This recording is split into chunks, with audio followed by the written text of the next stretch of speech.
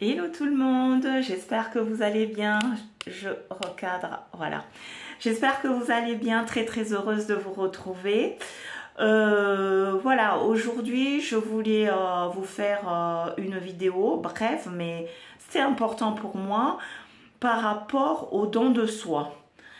Puisque j'ai plein de thérapeutes, des praticiens, si vous voulez, ainsi que des patients qui viennent me voir et qui me disent « Monique, je ne sais pas ce qui m'arrive, j'avance pas dans la vie, je n'ai pas assez de clientèle, je tourne en rond, je comprends pas, pourtant je me connecte à l'univers, je médite, je suis dans la spiritualité, enfin, tous ces discours-là. » Mais je pense, et puis surtout, je suis dans l'amour, comme d'habitude. C'est très bien tout ça. Mais sachez que si nous avons été choisis ou si nous avons choisi ce métier de développement personnel, d'accompagnement, que ça soit en soins énergétiques ou que ça soit en lithothérapie ou en chamanisme, en tout ce que vous voulez, c'est-à-dire aider son prochain dans des problématiques, certes, il y a des problématiques physiques, mais il y a des problèmes aussi métaphysiques, hein, d'où la spiritualité. Et donc, qu'on exerce ou pas, c'est très important de savoir faire un don de soi. Dans toutes les cultures, dans tous les livres que vous pouvez lire, qui touchent à la spiritualité, qui touchent au développement personnel, d'abord, comme dit la Bible, aide-toi et le ciel t'aidera. C'est très important.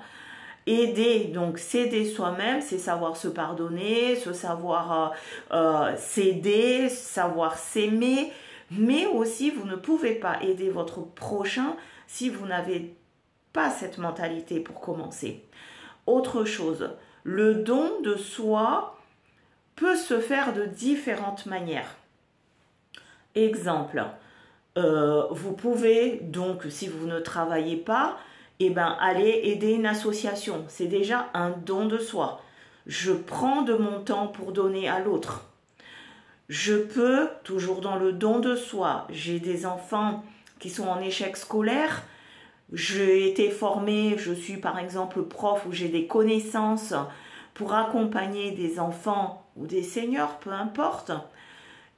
Je vais mettre en place une action pour pouvoir donner de mon temps à ces enfants ou à ces personnes.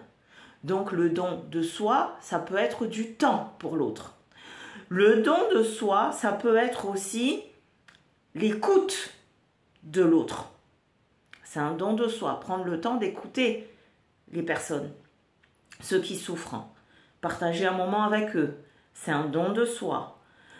Le don de soi, c'est aussi quand je cuisine, je fais à manger pour moi et ma famille, je sais que en bas de la rue ou dans quelqu'un de mes connaissances a des difficultés pour manger, je vais prendre une petite part de ce que j'ai fait avec le cœur pour donner à cette personne. J'ai une pensée pour cette personne, je donne. C'est aussi un don de soi.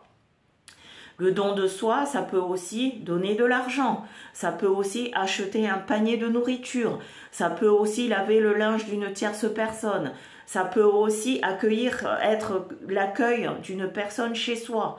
Voyez, le don de soi est vaste. Et le don de soi fait aussi partie de la loi de cet univers. Donnez et vous recevez. Vous recevrez. Plus vous allez donner avec cœur, avec passion, sans arrière-pensée, croyez-moi, plus vous allez accueillir, recevoir. Hein? En général, on dit, ouais, mais ce qu'on nous donne dans une main, on le reprend dans l'autre. C'est exactement pareil. Vous donnez dans une main, vous allez le recevoir de l'autre. Hein? On a deux mains. Donc, les choses sont vraiment faites intelligemment.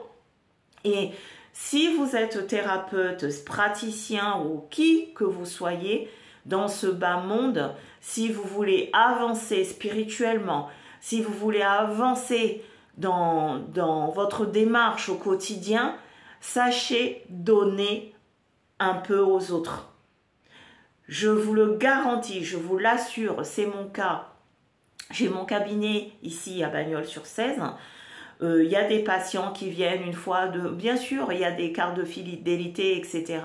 Mais il y a des moments où, comme ça, la personne, peut-être qu'elle est venue me voir 2, 3 fois, à un moment donné, je vois qu'elle a envie de prendre rendez-vous ou qu'elle est ricrac, ou de tout mon cœur, tout simplement. Quand la personne prend rendez-vous, ben, je lui dis, le prochain sera pour moi, je vous l'offre.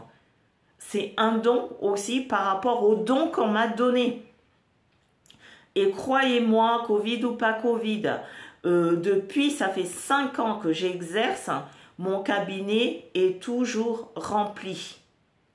Parce que j'applique cette loi de l'univers, savoir donner et recevoir, donner avec le cœur. Donc c'est vraiment important pour moi parce que quand j'entends des praticiens, des thérapeutes dire j'arrive pas à joindre les deux bouts, oui à côté je fais tel travail, je me suis inscrite dans un truc de coaching, j'ai appliqué tout ce qu'on m'a dit, je fais ci, je fais ça et in fine il n'y a rien qui se passe.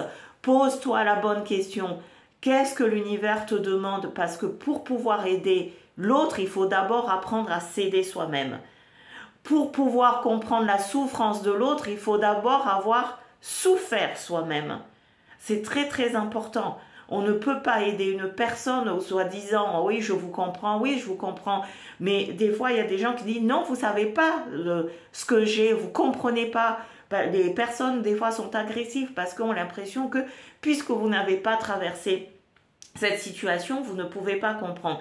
Oui, il y a des choses où en analysant, on peut comprendre, mais comme je dis, dans ce monde de partage et de don de soi, pour pouvoir recevoir, il faut savoir donner. Donner dans tous les sens du terme.